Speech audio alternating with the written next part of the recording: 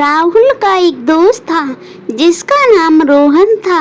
रोहन पढ़ाई में बहुत होशियार था। एक गरीब घर से था, देखने में भी सुंदर था।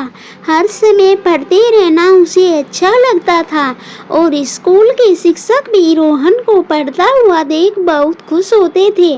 वो हमारे स्कूल का टॉपर बच्चा था। रोहन अपने माता पिता की एक ही संतान थी और वो रोहन को बहुत प्यार करते थे। रोहन हमारे स्कूल का सबसे सुंदर लड़का था। कक्षा की सब लड़कियां उसकी दीवानी थी। रोहन की नशीली आंखें हर किसी को अपनी ओर आकर्षित करती थी। रोहन बहुत ही अच्छा लड़का था। हर कोई उसकी तारीफ करता था। बात उस समय की है जब हम 10वीं कक्षा में पढ़ते थे। गर्मी की छुट्टियों के बाद जब स्कूल खुले तो हम सब ने स्कूल जाना शुरू किया था और पहले ही दिन रोहन की टक्कर स्कूल में आई एक सुंदर सी लड़की के साथ हो जाती है।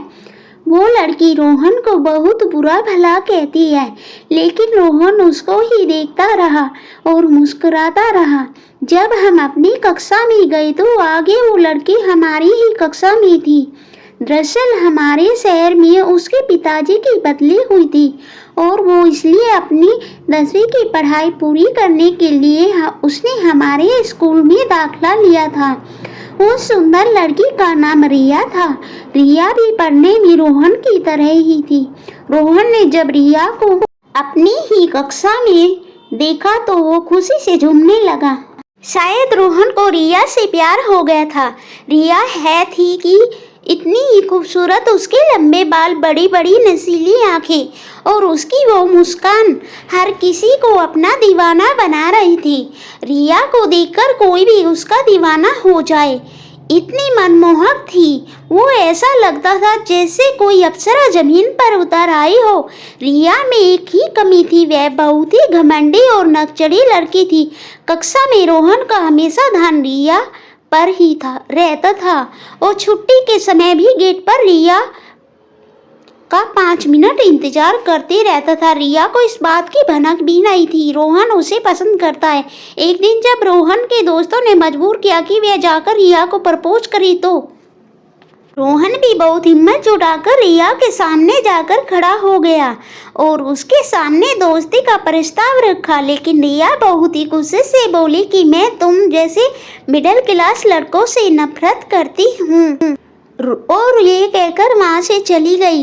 रोहन एकदम टूट गया था। वह चुपचाप रहने लगा था, ना दोस्तों के साथ मस्ती नहीं, अब तो रिया को देखता था, बस अंदर ही अंदर रोता रहता। एक दिन जब शाम को रोहन अपने पास की दुकान पर घर का कुछ सामान लेने गया था तो वहाँ एक औरत भी थी जो काफ़ी थकी हुई दिख रही थी और जैसे ही वह अपने घर को जाने लगी तो अचानक उसको चक्कर आ गया और वो ज़मीन पर गिर गई। रोहन ने जल्दी से एम्बुलेंस को फ़ोन किया और उन्हें हॉस्पिटल ले गया। जैसे उस औरत को थोड़ा होश आया तो उसने रोहन से कहा, बेटा मेरे घर वाले परेशान हो गए होंगे, उन्हें फ़ोन करके बता दो हम यहीं हैं।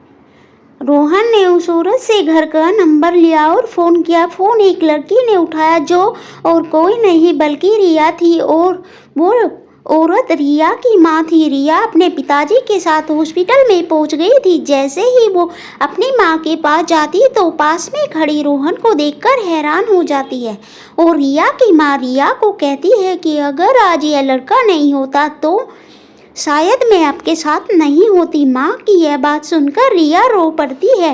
रोहन रिया के माता पिता को प्रणाम करके घर वापस आ जाता है। दूसरे दिन जब रोहन स्कूल में पहुंचता है तो रिया गेट पर उसका इंतजार कर रही होती है। रोहन जैसे ही उसके पास पहुंचता है वह रोहन का हाथ पकड़कर अपने साथ स्कूल से बाहर ले जाती है और उससे माफ़ी मांगती है। अपनी उस दिन की गलती के लिए रोहन उसे माफ़ कर देता है। आज रिया उसे प्रपोज करती है और रोहन हाँ कहकर उसे अपने गले लगा लेता है और दोनों एक दूसरे हाथ पकड़कर स्कूल में जाते हैं।